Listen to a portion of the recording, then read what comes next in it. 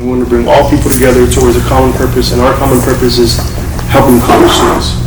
And part of our inclusive work is to make sure that people in the LGBTQ community feel welcome, feel affirmed, and are also equipped with the theology that we abide by, which is we do not see LGBTQ as a sin, and we are affirming, and which is a little bit more than just welcoming.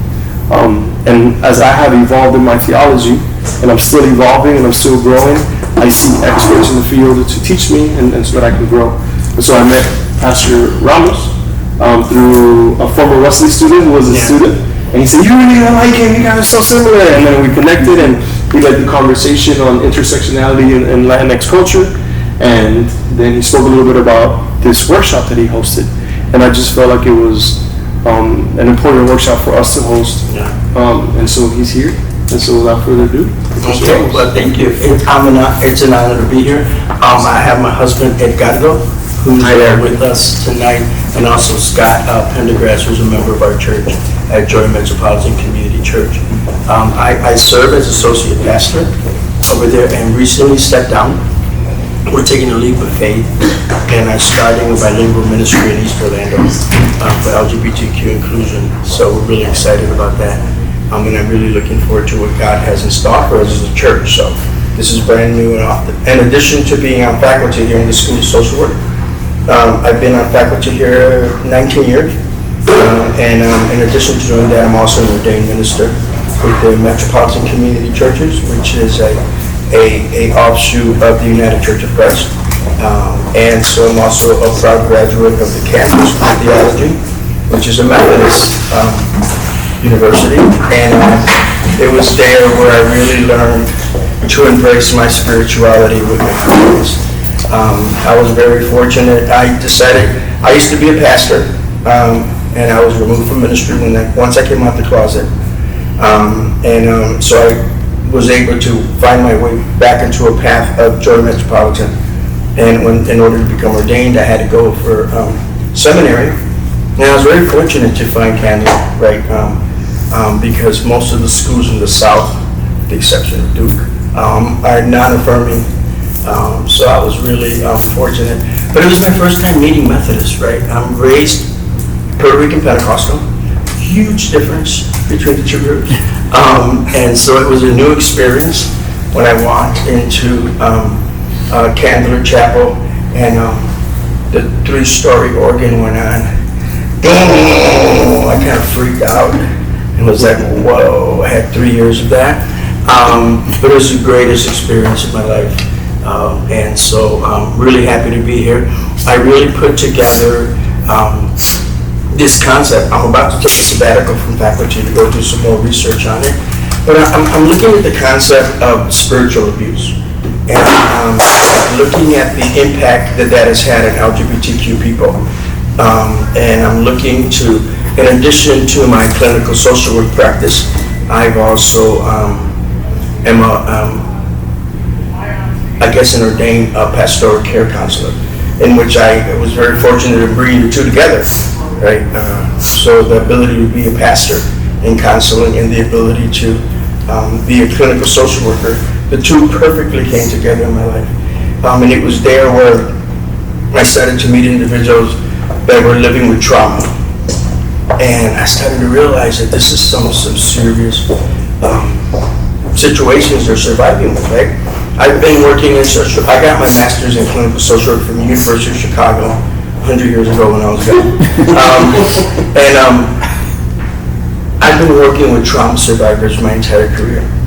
And when I started to notice, that individuals in my office for pastoral care were exhibiting the same symptoms of survivors of abuse. And that whole re-victimization cycle that survivors of abuse encounter were being lived by these individuals in my office, but they didn't know how to put a name to it. They didn't know how to define it.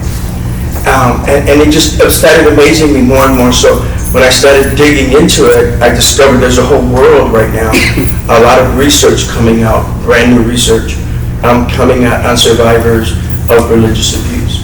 And so I've been engulfing myself in the last 5 years on this and conducting workshops. We had, my husband and I were invited to the Pride student gathering here. And we had about 30 to 40 students just gather in a circle and just pour their hearts out, talk about their experiences with the church, cry. I mean, it was just really powerful. So I didn't know at that moment, do I keep my professor hat on or do I become a minister? I mean, it was just like really powerful. But then there's a lot of people walking around with this. So I wanted to come here and talk with you about this concept, no matter where you may identify in the alphabet as LGBTQ or an ally. This is an important issue that's not talked about in two ends. One end, many people walking around don't know how to name it. But the second end is that many professionals licensed and prepared to work with these individuals who are survivors of trauma do not have the knowledge base. And the first thing that they tend to do is the moment a client who comes, let's say, from an evangelical Christian church is sitting in their office dealing with the trauma, the first thing they do is they get them to separate from the source of abuse. And so that may work for certain things with your faith and your sense of community. To be pulled away like that is more trauma. And so they end up going into this life of confusion because although to the therapist, their faith may not be as central as to the client. The therapist is right there lacking their ability to be culturally competent to a queer Christian that's sitting in their office. And so that's the whole challenge that we as different professors around the country looking at this area are starting to experience. How do we create curriculum to help people understand that? And so that's kind of like where I'm coming from this evening as we look at this concept. I'll just share with you one simple statistic. I don't want to overwhelm you with the lecture because, lectures will put you to sleep after 6 o'clock. That's what I learned. And so the LGBTQ community, specifically gay men, highest of them all, but the LGBTQ community has the highest addiction rates in the country at this point, higher than marginalized populations such as Latino men and African American men, which are some of the highest concentration of addiction rates. The LGBTQ community at this point has high addiction rates and have the highest percentage of individuals being diagnosed with mental health labels. On top of that, when you look at that population, more than 51% of those individuals are surviving religious trauma. That's a large number of people. So the whole question becomes, how do we reach these individuals? And so, first of all, let's define trauma, right? Religious trauma there's many different forms of it. I'm focusing specifically on a group that identifies as LGBTQ, and so this talk is specific to that population. The first thing that happens, I just kind of wanted to make sure I follow this outline here at least. So there's this concept called minority stress theory, right? So minority stress theory is developed a lot in the 70s and 80s, mainly by African American and Latina researchers who basically talked about the fact that when people of color come into a predominantly white middle class environment, such as a university classroom, there are many environmental stressors that take place in their life that they're not able to identify or to name, and as a result of that stress, they end up adapting to dysfunctional type behaviors, and they end up surviving or forming trauma. Trauma is a real tricky word, right? We're hearing a lot of PTSD.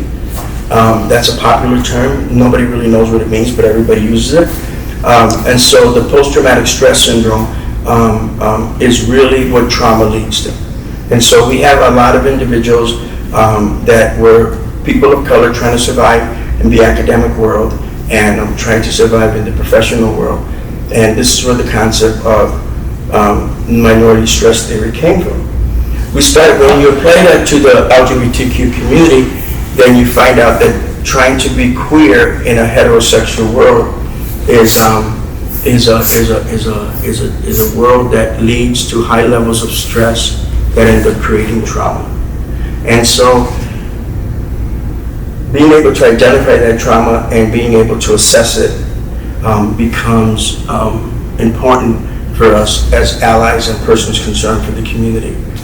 When you're hearing words such as, it's wrong to be who you are, it's wrong to feel how you feel, it's wrong to have a person of the same sex in your life as an intimate partner. When you hear that over and over again in your life, you end up forming a sense of self-hate. There's a sense of like, I'm not good enough, I'm wrong, and you go to the altar a lot, especially in evangelical circles. I don't know what your spiritual background is, but if you ever gone to a born again, hand clapping, foot stomping, joy shouting church, a lot of queer people go to the altar to try to find their peace with God, because there's this alienation that no matter what you do, you still have that inside of you, and you have to get rid of it. And so this whole venture, getting rid of it because it's evil and wrong, leads individual, and in this case Christian, it can happen to Muslim, it can happen to Jews, it can happen to anybody, leads into this cycle of trying to get rid of it. And so heterosexual people make you this promise, right, that says if you follow A, B, and C, then God will get rid of that.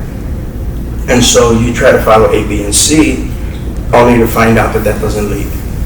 You can't pray to get away.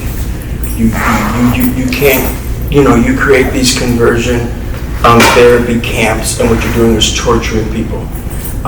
This doesn't leave. This is this is a part of who you are, and the science is just getting there. But we as queer people have been knowing that. I didn't wake up one day in the middle of the AIDS crisis in 1985 and say, let me see, I think I want to come out as a gay man. That wasn't a decision I made, right? It was just something I had to be because it's who I am. And so this type of environmental pressure is what leads to the depression, and always leads to the sense of, I'm not worthy, God doesn't love me. And so you go and try to do everything the church, whatever your faith may tell you, and you go and you try to do it, and it just doesn't work. I know we come from a very hardcore, Pentecostal background. That's not American Pentecostal. That's more like Black Sanctified, if you're familiar with that concept of worship. But we used to fast, right? And I remember being told, you got to break that power of Satan in the name of Jesus.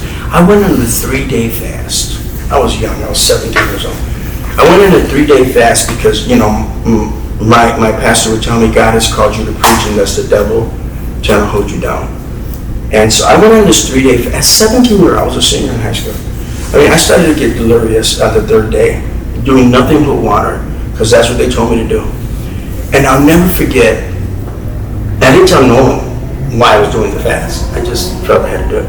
I'll never forget how my mother waited till my father and my siblings went to church, because we used to go to church like 7 days a week. She waited till they went to church, and then she knocked on my door, and she opened up the door, and she brought a tray with the big bowl of Puerto Rican soup. We call it's sopa de salchichon. It's really good. It's like jambalaya or whatever. Jambalaya? I don't know what to say. Anyway, it's really good. And so she comes and she put it down, and I'm like, oh, Mom, I'm almost there. It's almost 3 days. I just need 6 more hours. She looked at me and she says, nothing could be so bad in your life that you need to punish yourself like this. And she started crying. That broke me. That hit me. Because, dear Lord, if you can't break this feeling after a 3-day fast, there's no hope, is the mindset that I had. And I remember when she said that, and it broke me, it just really humbled me. And I ate the soup like there was no tomorrow. And I got up the next morning, and there's my brother in the Lord coming to pick me up, so we can go fellowship, and there's my heart beating again. Because as an adolescent, I was in love with him, right? we're brothers in the Lord, but really secret lovers, right? Because it's the way we're forced to live. When you continually live your life like that, it forms levels of self-hate and stress and depression that further lead you into alienation. And so you live in this disassociated state where you're too gay to be a Christian, and you're too, and no matter how much you try to fit in, you can't do it like everyone else. That is the hardship. When you decide to come up, I want you to think of this part. The hardest part of coming out in conservative churches is that you're going to lose your whole sense of community, your whole sense of faith, your whole sense of family. And so when you come out, then you totally, like, what do? It's like you're a fish out of water. You know, you love the church, you love Bible study. When you're young, you love the youth groups and whatever the church may have for you. And now you have to learn how to, that reconstruction of life is what leads to the trauma. So you either decide to stay or leave, and most people stay. That continual year after year of hearing these microaggressions thrown at you from the pulpit begin to affect you, and it's what really tears down at you. And that's what ruins your psyche, your emotion, and that is what I mean, the religious abuse. You sit there and take it, and they come at you. And you sit there and take it, and they come at you. And then when you go and confess, and instead of being loved, which you are, as you're reprimanded, we need to remove you from the children's ministry. That's the first thing they do to LGBT people. They take them out of the children's ministry, when most sexual abuse comes from the heterosexual world itself. But the first thing they do is remove you. They take away positions of leadership. They demote you as best as they can. And then they tell you, you can stay here, but you can't practice.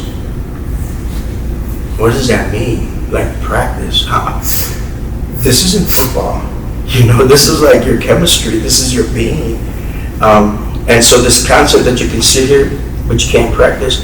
And it's in that stage where people are moved into these prayer camps, into these secret groups. I know right now, a very good friend of mine who just turned 60, he has been out gay all his life, missed his church, getting older, so he wants to, be at peace with the Lord. He feels he can never be at peace. He goes back to a very well-known church here in Orlando, and they have a special group for men like him to go. I've known this guy for 20 years, and he's gone. And nobody knows where he's at, and everybody's worried. All of us are worried. His friends, we go, he won't open the door.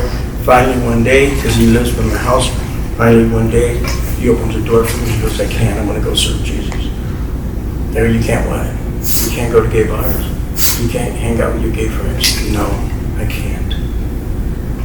That can happen to a 60-year-old. Can you imagine what's going on in the life of a 20-year-old? So those are the forms of abuse that individuals survive, and it's those microaggressions they live with. And so how do we reach these individuals really becomes a challenge. So in a nutshell, I don't want to just talk because it's evening, and I don't want to bore you. I've talked for 25 minutes. Let's have a conversation about this. And let's start off by asking the question, what do you think? Have you observed any of this? Are you aware of any of this? Any thoughts? Okay, so my thought. So I have like friends that are for the LGBT community. They're either lesbian, gay, whatever.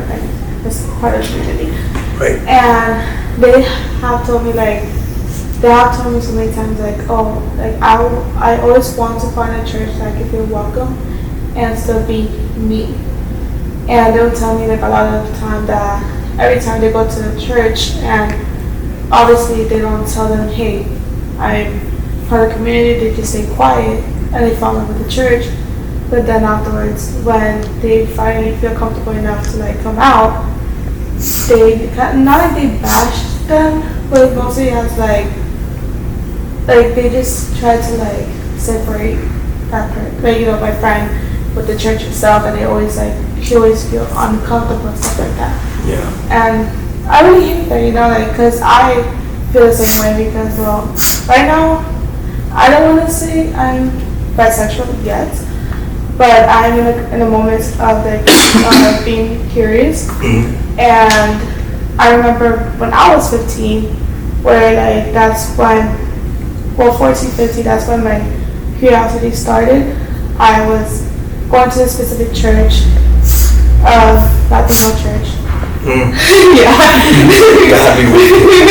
A Spanish, straight on Latino church, and it was praise how being part of the community is a huge sin, like huge sin, which made me feel really crappy. So then, like, I just tried to, like, you know, I just tried to, like, not like, well, it's like definitely that I had against the woman. Like, I just tried to, like, push it away and just, like, I guess, like, tried to, like, ignore it. And, like, I just continued my day, but I felt like doing that really made me feel so crappy that really, like, led me to, like, more, like, not trauma, but, like, led me, like, dig, like, a deeper hole, like, and, like, made me feel very, like, to probably led me to the depression and stuff like that, because my mom was not supportive. I know my mom, she always told me she's not supportive. I hear my dad telling me I'm being supportive, my brother, everyone from my family being supportive. And it was pretty hard, but then, like, I forgot what I was going to say after that.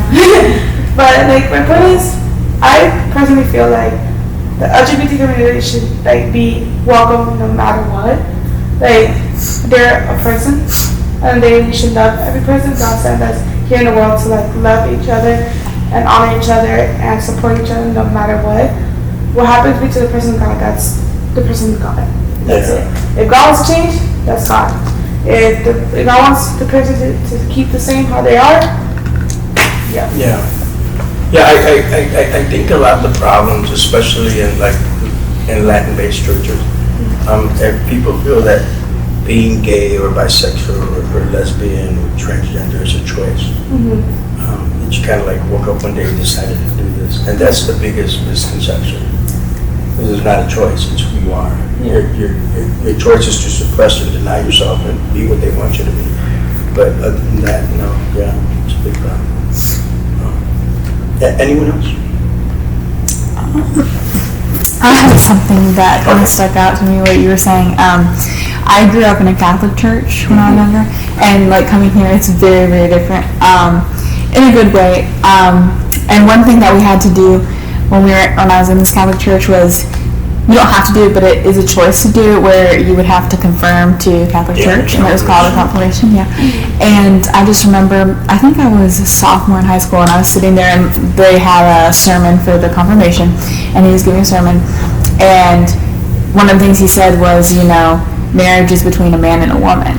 And I'm sitting there, you know, as, like, a 15-year-old kid thinking, what about all the people here who don't want to marry a man or a woman? Or what if there's someone that now feels like they don't belong to this church? And, you know, that comment kind of made me sick to my stomach, like, do I want to conform to a place that denies other people? And I was growing up talking to my mom about, you know, what does it mean, you know, like, an LGBTQ person coming to the church, what does that mean? And my mom would always say, you know, I don't think you're disappointing God by someone being part of that community. I think it's more disappointing to him when you lie to yourself and you're denying the person that, you know, so it was hard, like, sitting there hearing that and being like, well, do I want to be confirmed? So I thought that was very powerful for my mom to say, because I was like, you know, that is almost more of a sin, because you're lying to yourself, you're lying about who you are. So that was kind of my experience with it. it was pretty funny. Well, it's not really funny, but I always say, like, it's pretty funny. Like, comparing myself back when I was 15 and, like, lying to myself, I felt like I was being very harsh to myself, and now, like, when I finally, like, I guess have more freedom and to a point that I have to control my own life, I feel happier. I feel happy for the fact that I'm in a stage of, like, you know, sorry about that. But like I feel way more happier now, and like, I feel like I guess like more powerful in a way. Yeah. But, yeah.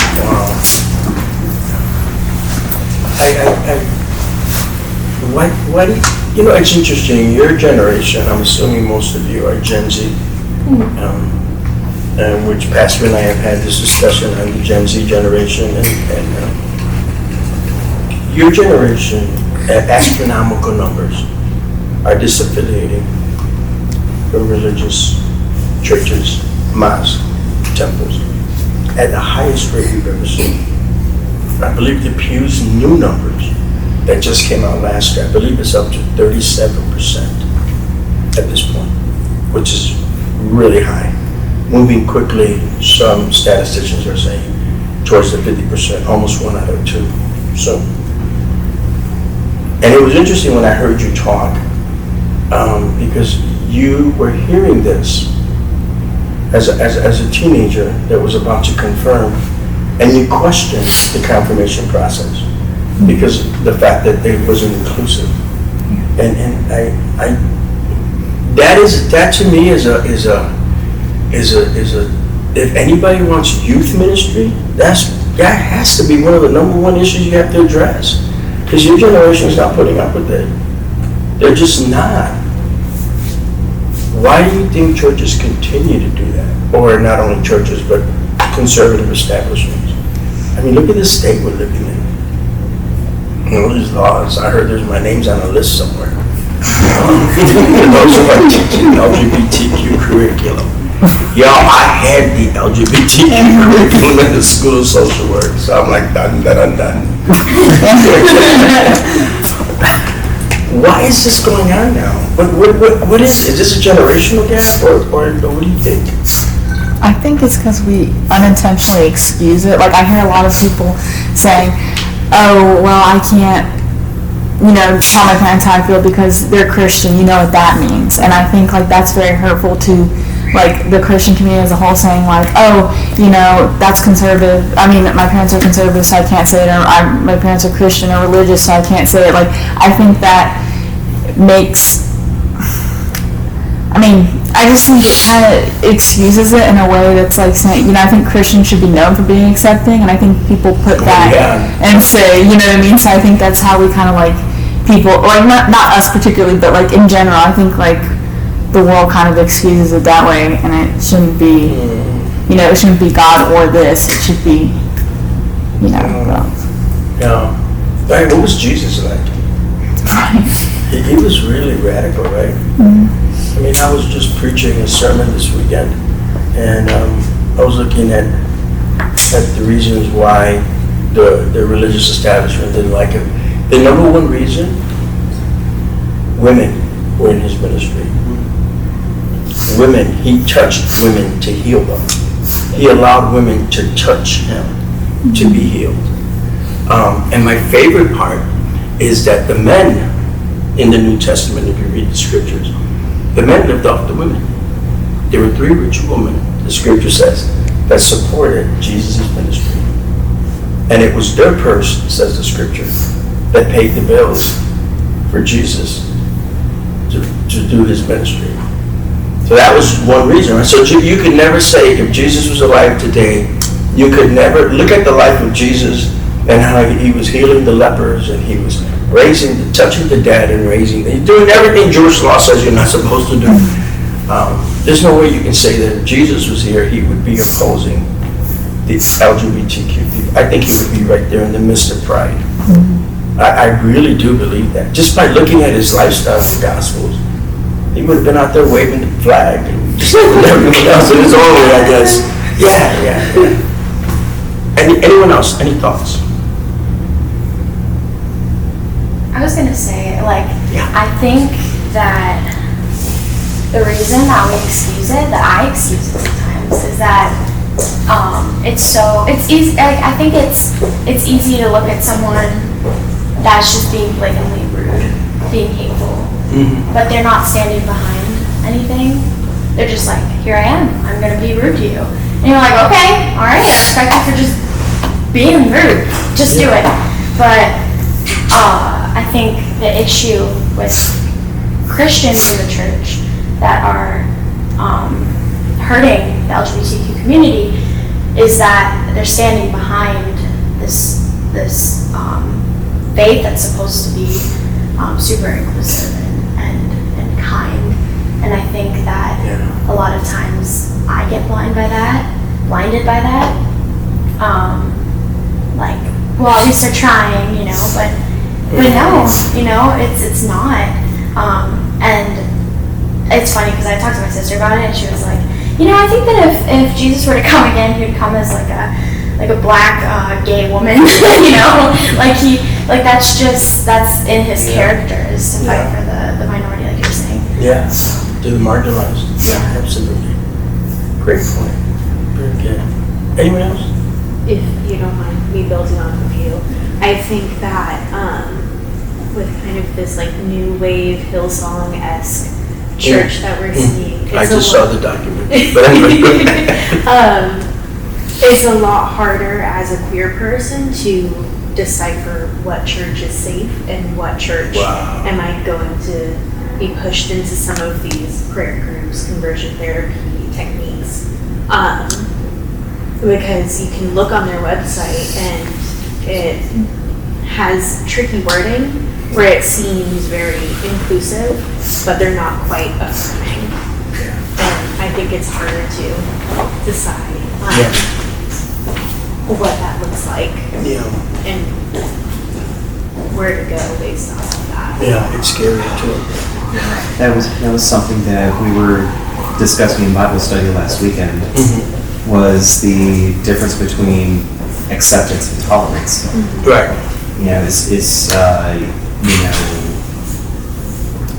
You're right. It is very tricky, especially when you get to a point where you are just so desperate to find a place, and you want to feel like you still belong to this faith that you were brought up in.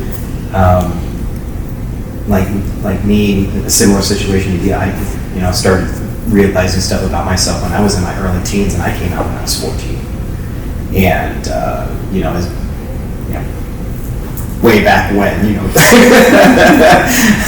before social media was a thing. That's what Madonna used to have. That was when Madonna was going through her second reincarnation. But it was back in the ray of light days. So I found myself falling into that trap of tolerance as well.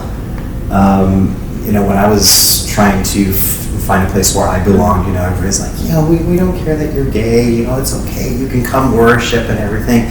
But then you find that you're actually so limited in what you can do as part of that community, So it really shines a light on, okay, you're saying that you don't care, but do you really not care?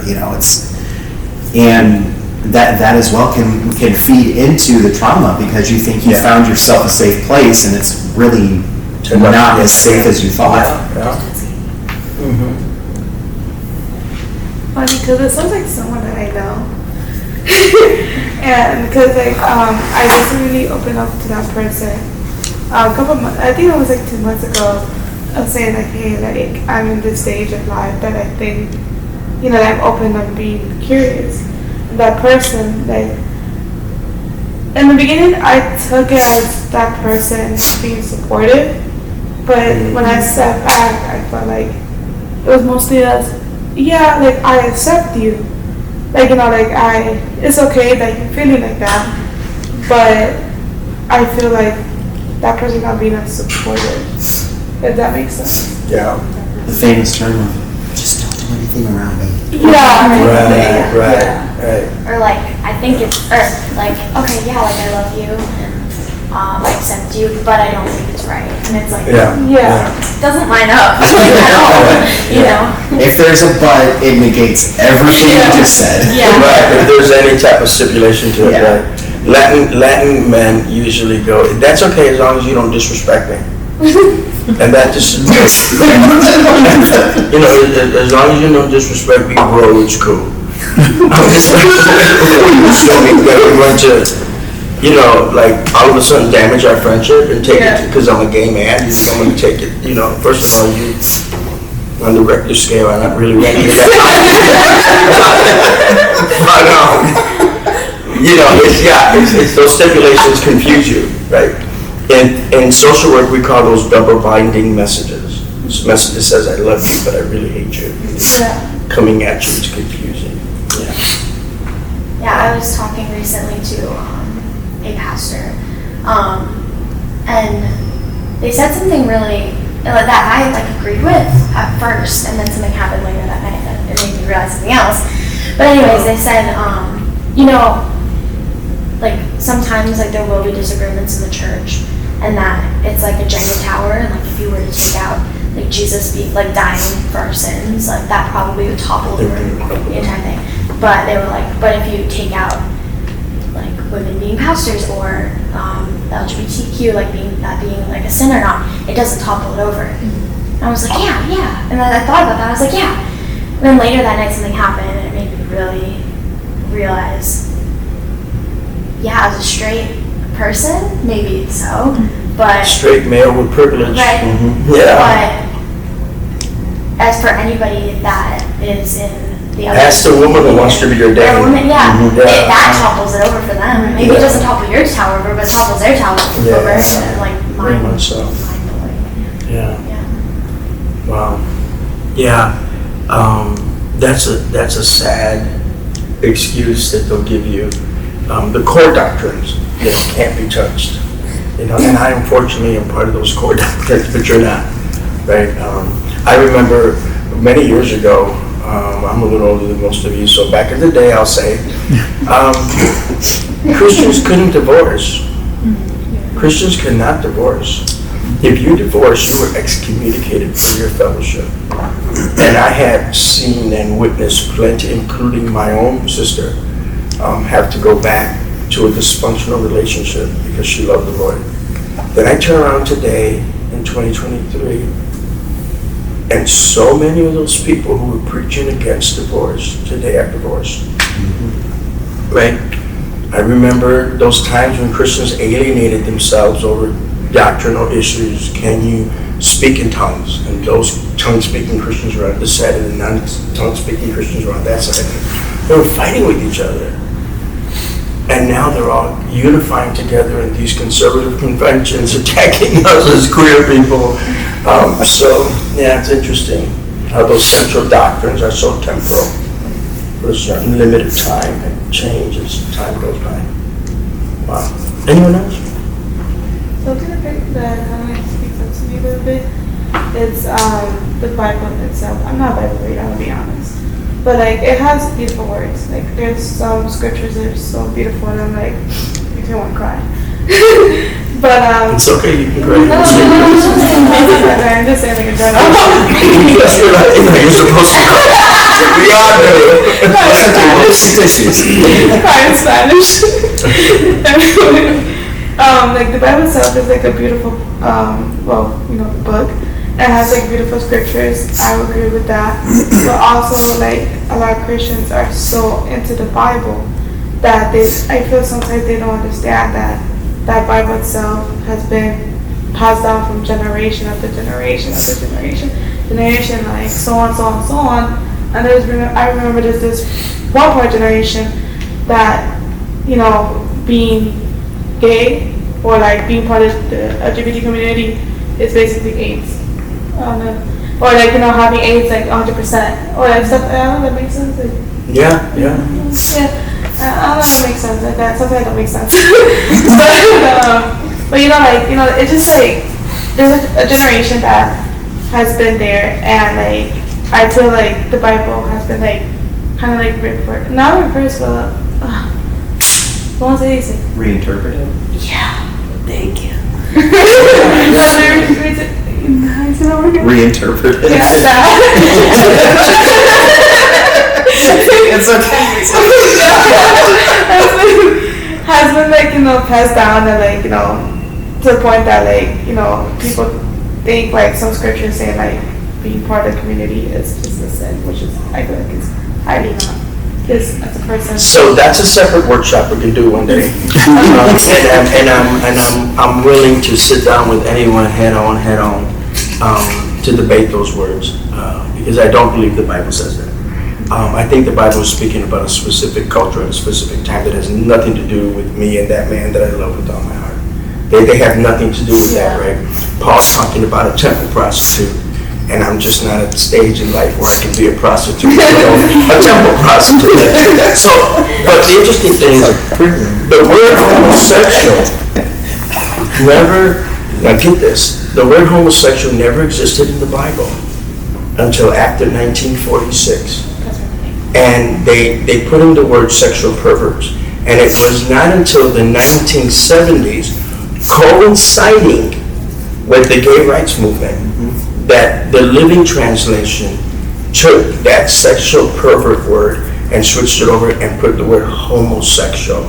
So when you read in scripture, homosexuality is abomination, that's not what those words are saying.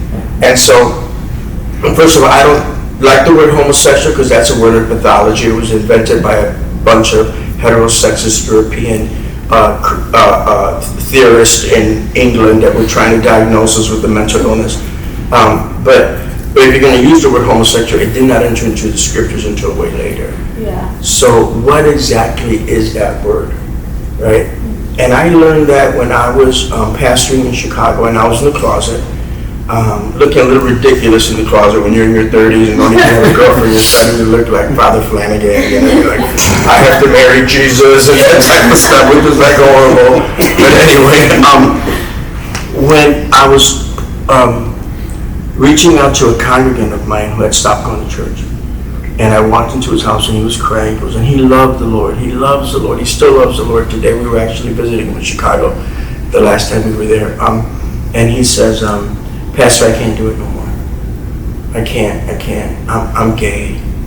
And he's crying and putting away, it's okay, Jesus will help you, and doing the pastoral thing. Then he looked at me, he goes, can you answer me a question? If the word homosexual did not exist until later on, why is it in the Bible? And I looked at him and I was just like, what's he talking about? Like that, I never, this is 1989, a long time ago. But and I was floored, and I says, well, yeah, it's always been in the Bible. No, it wasn't. It was put in there by the translators in English. And I said, I literally jumped in my car, went back on campus, because I was doing my graduate degree at University of Chicago. I went into the stacks of the Regenstein Library at University of Chicago and was looking up the word homosexual. And did you know he was right? That word was not invented until the 1800s, when pathologists in Germany were looking to define homosexual. They invented the word homosexual. It was not it's not a biblical word. It wasn't. That changed my life. It's another workshop, because that can last us way over an hour, just trying to break down the different Greek and Hebrew words that they use against us. But never believe God is so angry at you that he or she or they will put that hate in the scripture, because that's not there. When it comes to who you're trying to be as this young human on this earth, loving God, going to churches, God does not hate you, and God does not consider you an abomination. But that's a separate workshop. That's what I was trying to say, but like I really don't know how to explain myself. Because one time, another topic, and then needs to go to one time. Yeah. Professor, I have a question for you. I've worked with students who I feel as though I understand the dilemma that they are in, because church is like a family, right? Especially if they grew up in the church since they were children. I also experienced it as a pastor working in churches too. And it's this idea of what kind of advice do you have for those who are in a place that they're so emotionally connected to, but the theology that they hear is wrong, but to kind of separate themselves from that is so difficult because of the familial history or because of the connection that we have with that community. And even as a pastor, sometimes it's like the financial piece to it, right? And you can't just quit your job all of a sudden. Right. So you find yourself in this weird place, I'm sure. And what kind of advice do you have for it? Whenever I have a person who expresses that to me, and we're talking in a counseling setting, I always tell them find a space that's going to love you and accept you, no matter what price you have to pay for it. Right. So let me give you an example. I come from free praise expressive churches. I come from churches that, I mean, we worship the Lord. We have these worship bands. I mean, we our opening session is 20 minutes of singing songs of joy and laughing. That's what I like. That's where I come from. I did that all my life. Well, I couldn't find a place like that would accept me. I went into the metropolitan community churches. The first thing they did is a call to worship. I'm like, oh, what's that? And they did the call to worship. And then I realized some of them are very liturgical. And I had to learn liturgy. And it was something that was so uncommon to me, right? I had to find a space that was safe no matter what, because I love Christian fellowship. I love the Lord.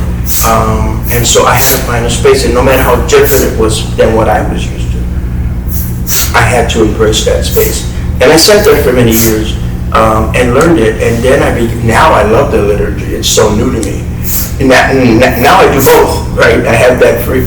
But so the advice is find a space that's going to love you and accept you for who you are, and learn that space because you need that safe space. Don't stay where you're at and they're hating you. I would never recommend a person does that. Did I answer your question? Yeah.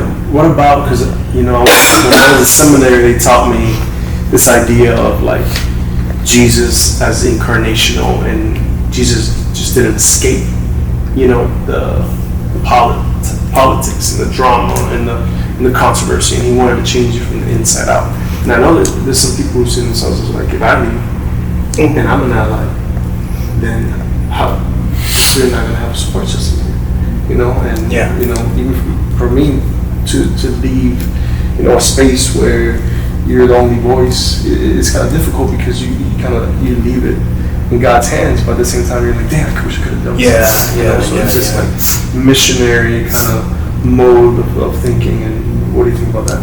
Well, I think two things come to mind when you say that. The first thing is, before Jesus was able to go in and change anything, right, before he was able to go into the temple and turn over tables, he was fasting for 40 days in the desert as the Son of God, and he had already established his disciples, and he had a foundation to which to work from, right? And I think that's far more important than me trying to go change something. I first have to take care of myself and make sure that I'm on a base that I can grow with and support myself with.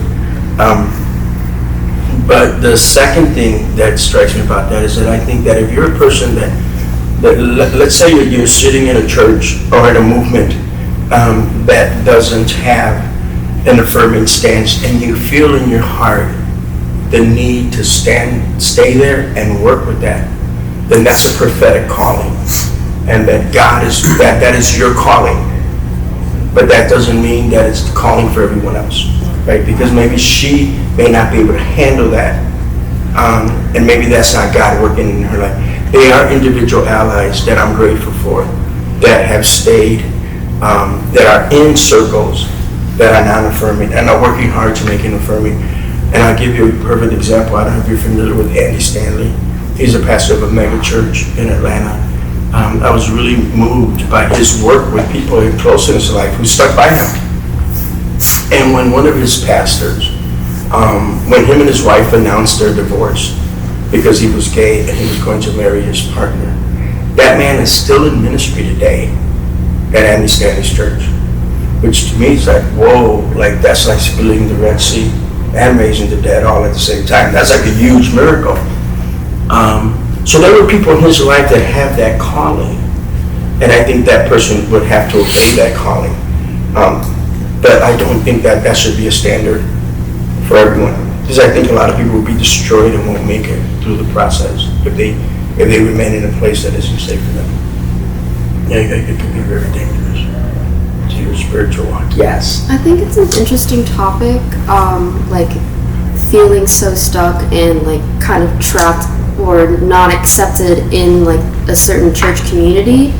But then like once you get out of that as a queer person, it's kind of hard as well.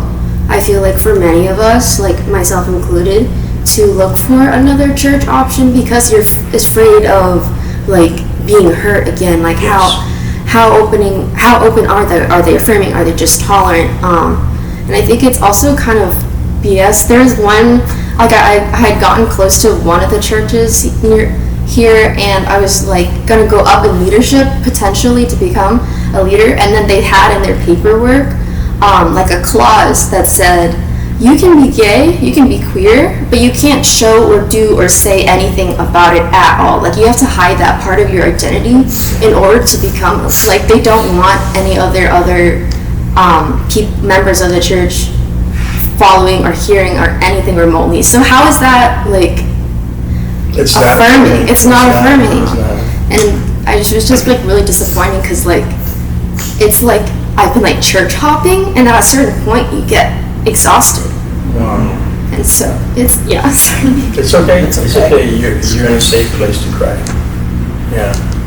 And that's why this space is here, right? That's why there's a group of beautiful Christians here, loving everyone to the point that they put it on their website. And so, I encourage you to find something like this and sit in fellowship with them and let God heal you. It took me 10 years to walk into a church after I was fired. It took me 10 years. I couldn't walk into it. I would see a Christian. And that's PTSD. When you see something that re-triggers those feelings, that's a form of PTSD in your life. And you get all the symptoms. You get locked down, you can't breathe, all these things happen to you. It took me 10 years. So God has God's hand on you, and God will guide you. But don't compromise yourself and have to be something. It's impossible to do that. You're just going to hurt yourself. But this is a safe place. And quite honestly, I've been on faculty here for 19 years. And it's the only space that I know that is really affirming. I don't know of any other. I don't know, maybe they're out there and I'm not. There's a lot of groups right now that'll say kind things, but then they're going to have those little clauses. Yeah. But God bless you. We'll definitely pray for you. Yeah. Sister, you were trying to say something earlier? I am trying not to be on a soapbox. I'm in a unique situation where I'm also a social worker. I'm a licensed clinical social worker. I love my job and I love what I do and I love the people that I serve. And Professor Ramos, as you talk, I always think it was so interesting because these are being a social worker and being a follower of Christ were things that sitting in undergrad and sitting in grad school, everyone around me was always like baffled. Like, how are you a Christian and a social worker? Like, that's like an oxymoron. Yeah. And to me, it just always made sense of like, this is my ministry. Like, what do you mean this is an oxymoron? Like, my purpose is to serve and to help and to be kind and to love and to see everything through the lens of like, you're an individual person who's loved. How can I help you get to where you love yourself as well? Which is why I went to therapy and to counseling. And I struggle a lot because the nature of the church in so many instances is people have decided that the gray is uncomfortable, that we're only going to polarize things. And I think that's another reason why so much of the Gen Z is turning away from the church, is because they are more comfortable in the gray. They're okay with going through that process of questioning themselves and finding their identity and trying to decide which of the uncomfortables are you more comfortable with? Are you more uncomfortable? Are you more comfortable with leaving the church that you grew up with because of the trauma and because of the polarization of the extremes of what they accept or don't accept? Or are you more comfortable with denying yourself Wow. to assimilate to that polarization of the church and what they affirm or what they don't? And it all just like, it's so much, I go back to the idea of like complex trauma, of like you are so Yeah. much more than just this one lens of your life. So I have always felt that, especially when I meet I work with middle school students, and then I've also been a part of Wesley in some capacity for like 10 years now. Wow. And it's the same story kind of over and over and over again, whether it's related to LGBT or any other part of human life, of just being comfortable with yourself as a child of God and Yeah. finding a church or finding an entity or a community that also just acknowledges your lens as that human being. Yeah. So I think I love that this conversation's happening, Good. because it's just reassuring and reaffirming that like the gray, we're getting closer to the gray. And the gray is like where I feel like Jesus' ministry would thrive and needs to be. Otherwise, if we weren't meant to be in the gray, when we pray, we'd get giant neon signs that told us everything that we're supposed to do. And we're supposed to have a roadmap that leads everything out the way it's supposed to do, instead of the experiences that we have here. Yeah. And you know, it's amazing how our sense of Christianity is so different from other parts of the world, and how we've taken the American gospel, if I can use that word, and taken it around the world and turned Chinese people into American Christians, and we've gone to Latin America and turned Mexicans into Chinese American Christians, and there's this class I teach here, and in it we look at what's called the puritanical stage of policy development, the Puritans that first came to this country because they were so-called looking for religious freedom.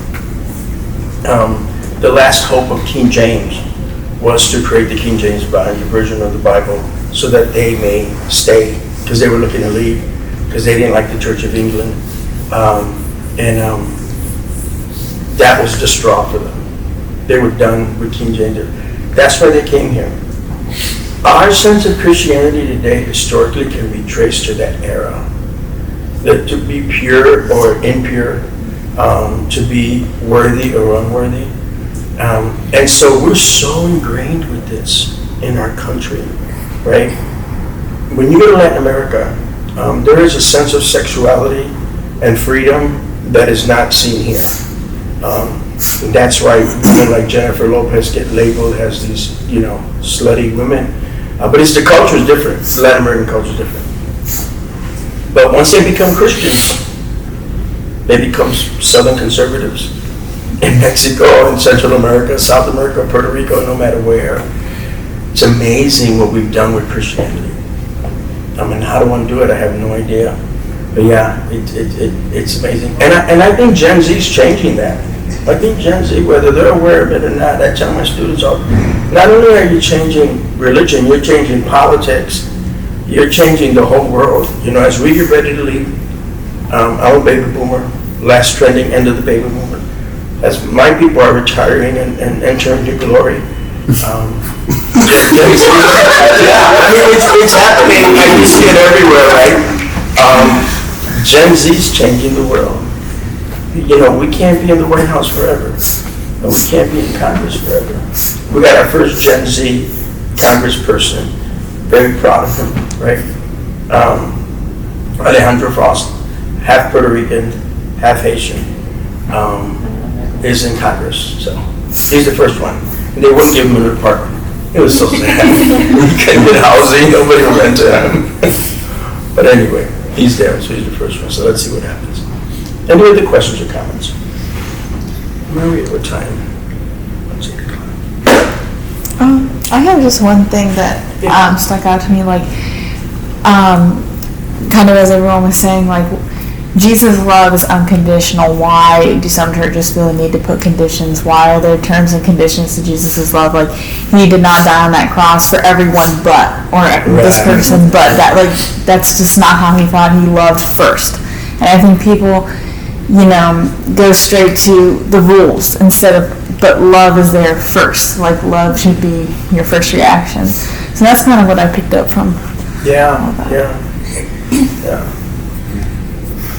Over the years, and I just have to say, as far as Gen Z is concerned, I really wish I could have been part of your guys' generation. Not to say that it's necessarily easier, but just because y'all have so many more people that are in the public light that are open and out and completely unapologetically who they are. And back when I was growing up, and certainly back when Reverend Stan and Edgar were growing up, that would have just been earth-shattering. Right. So, I envy you guys. But over the years that I have been on my own spiritual journey, and it's ongoing, I defer in sometimes to the Catholic Bible, to the Book of Sirach, and there is a passage in there that says, the Lord has no need for what he hates, and what he creates he does not hate. Wow. So, no matter where on the alphabet you are, or if you're an ally, or where you are in your journey, that is something that you can all cling to. Yes. Because there's so much in the Bible that needs to be looked at through a certain lens culturally and according to the time period of which it was written. But those little pieces, like I just mentioned, are just, there is no interpretation for them. It is true no matter how it's looked at. So just cling to that and continue on your journey. Amen. Any close? I'm trying to figure out if I can form a question around this, but I don't really know if I can. We'll try. I think a big value for me personally in the church has been intergenerational community. There's a lot. Generations can learn from each other. Yeah.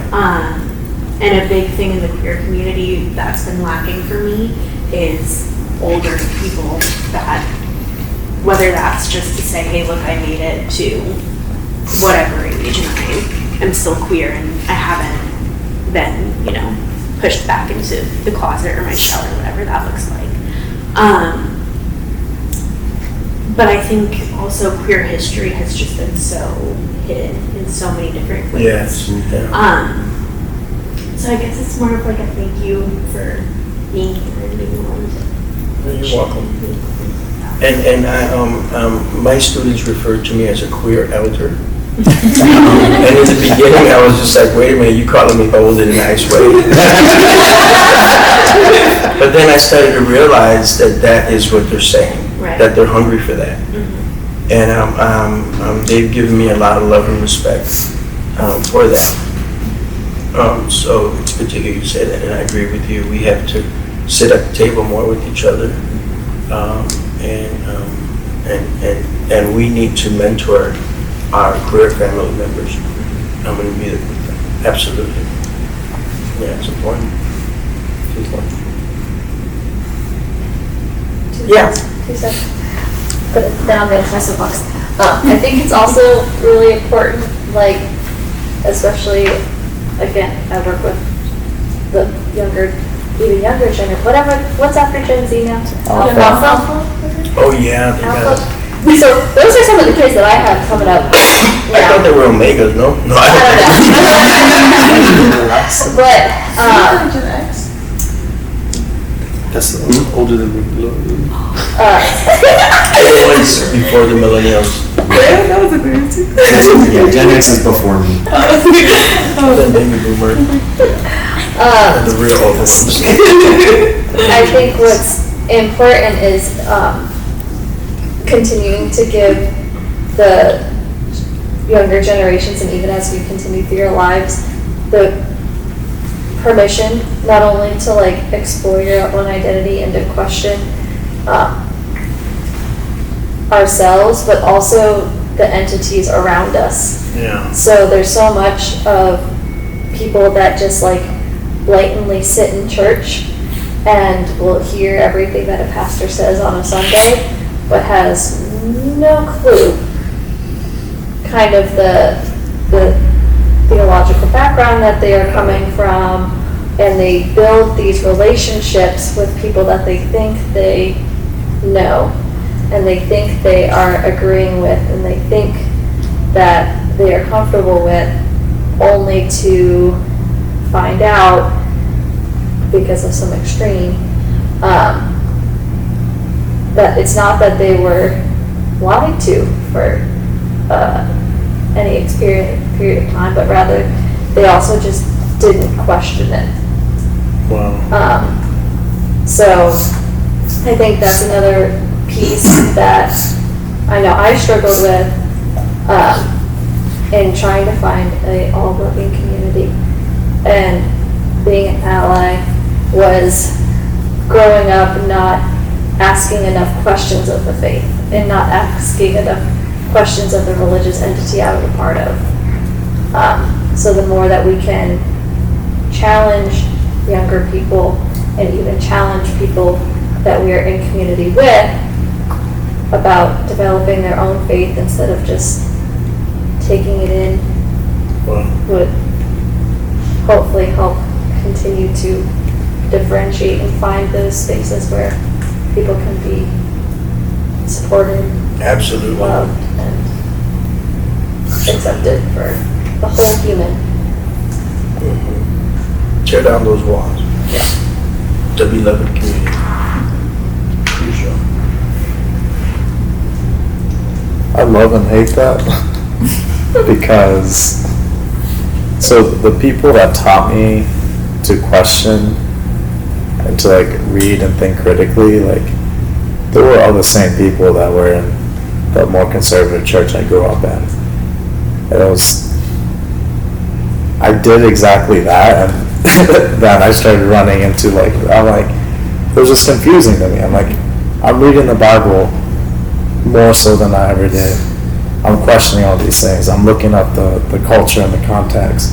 Wow. And I'm just finding inconsistencies that lead me to a more, this was back then, to a more like affirming position. Like I was doing everything that they had taught me, and then I found myself like at odds with them, and Yeah. so yeah, like I agree with that, like question everything, but that's kind of how I got like at odds with. Yeah, if it wasn't for me finding Wesley as a student all those years ago, like I really don't know like if I'd even have like a faith or anything like that. Like it was just part of that journey, and Wesley was like the one place where like actually supported and was okay with me asking these questions, and like I was like, dang. Wow. And now he's teaching people how to ask questions. Yeah. Yeah, that's what I did. Wow. I remember when years ago I started asking questions, they would tell me that I had a rebellious spirit. Yeah. You have a rebellious Like, you spirit. taught me that. Because I'm doubting you. Yeah, right. It just doesn't make sense. And we've gotten in some hot water, like, I put something on our website and everyone's like, oh no, that was Richie. Or, like I said the Bible's not the fourth part of the Trinity. And like, Ooh, I like that. I know, but I like I've that. learned conservative, like really conservative evangelical churches, like they hate that. But they also don't know what to say. Yeah. We gotta be sheep that blindly follow. In order to be good sheep. That was another thing that we were talking in Bible study a couple weeks ago when we started A Better Table, was to always ask the question. Yeah. And that's what I brought up, is that going off of what he said, don't ever be afraid to ask the question. Because if you get down to it, MCC would not exist without the question. Right, you would never have been there. Protestantism wouldn't exist without the question. Sects of Christianity would not exist without the question. So don't ever stop asking the questions. Yeah, and acceptance, right? I remember I was serving communion once on a Sunday morning at church, and this young man came up to me. He was real stern looking. He had a real stern look in his face. And he said, hey, I want to ask you a question before I participate in this thing. And I said, yeah, go ahead. I'm an atheist. I don't believe in God. I don't care for God. But it just is something like it's really cool in here. And I just really want to try this. Is that okay? I said, sure. Body of Christ. Give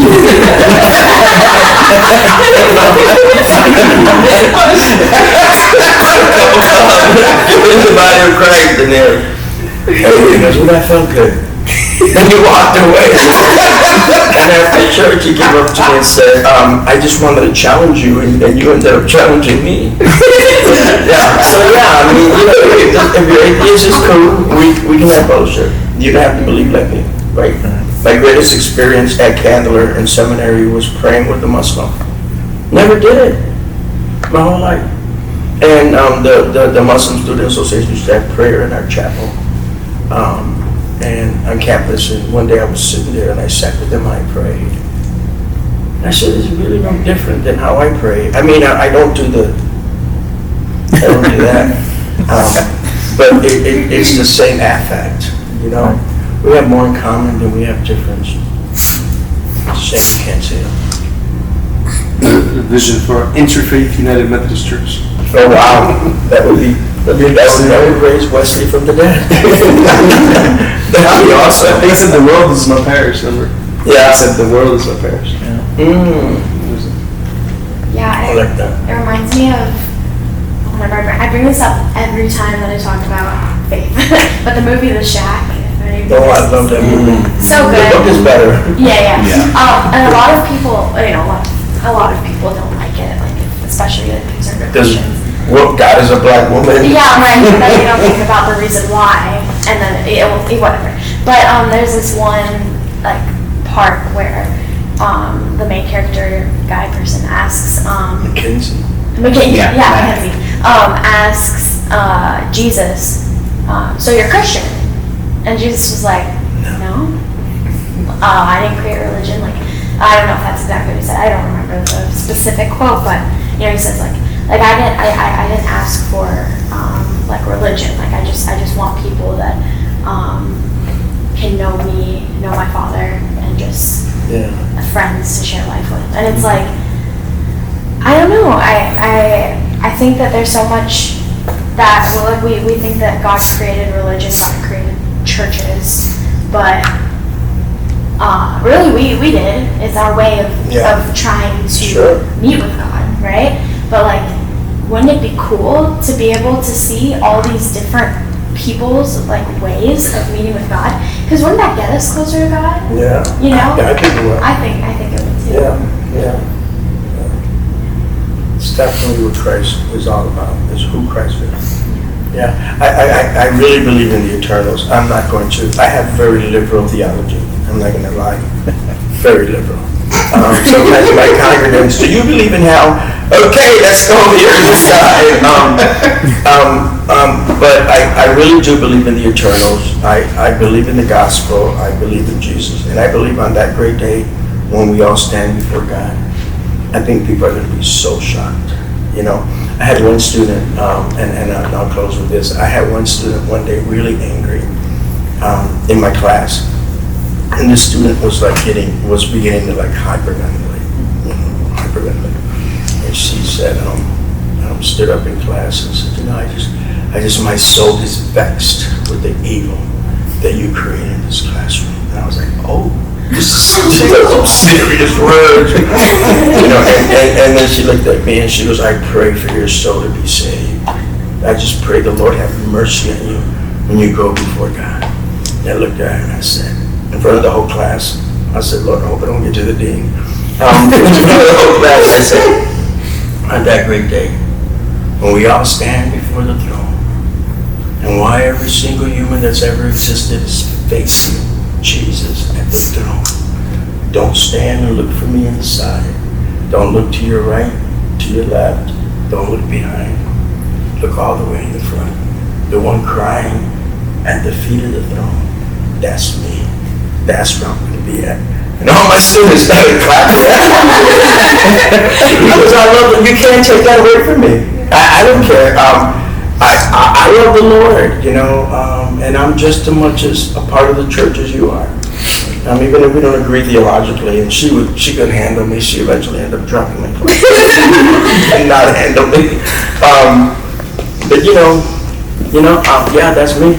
I'm the most grateful ones up there at the throne, at the feet of Jesus, along with the woman who poured the perfume and cried her tears. I'm there because I'm grateful and I love the Lord, and I'm not going to lose that because I don't fit in your theology tobacco pipe. I'm not going to give up who I am. So I encourage you to not give up who you are, to find yourself and love yourself, and find that same safe space. Love you guys. This was really cool. Thank you very much.